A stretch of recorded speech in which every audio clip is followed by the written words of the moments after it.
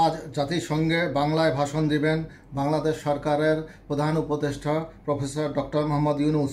জাতিসংঘ সাধারণ অধিবেশনের পরিষদে ৩৯তম অধিবেশনে বাংলায় ভাষণ দেবেন বাংলাদেশের অন্তর্বর্তীকালীন সরকারের প্রধান উপদেষ্টা ডক্টর মোহাম্মদ ইউনূস।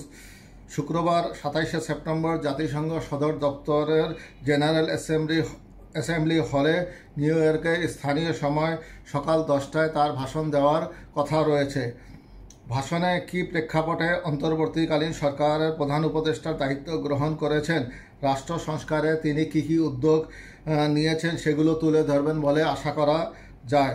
এছাড়া ফিলিস্তিনে গণহত্যা ও রাশিয়া ইউক্রেন যুদ্ধ অনতিবিলম্বে বন্ধ এবং রোহিঙ্গা সংকট সমাধানে বিশ্ববাসীর সহযোগিতা ও সহায়তা চাইবেন তিনি। একই সাথে জলবায়ু পরিবর্তন, সরকারের অন্তর্ভুক্তিমূলক অর্থনৈতিক উন্নয়ন ও অন্যান্য বৈশ্বিক আঞ্চলিক বিষয়গুলো ভাষণে তুলে ধরবেন বলেও জানা গেছে।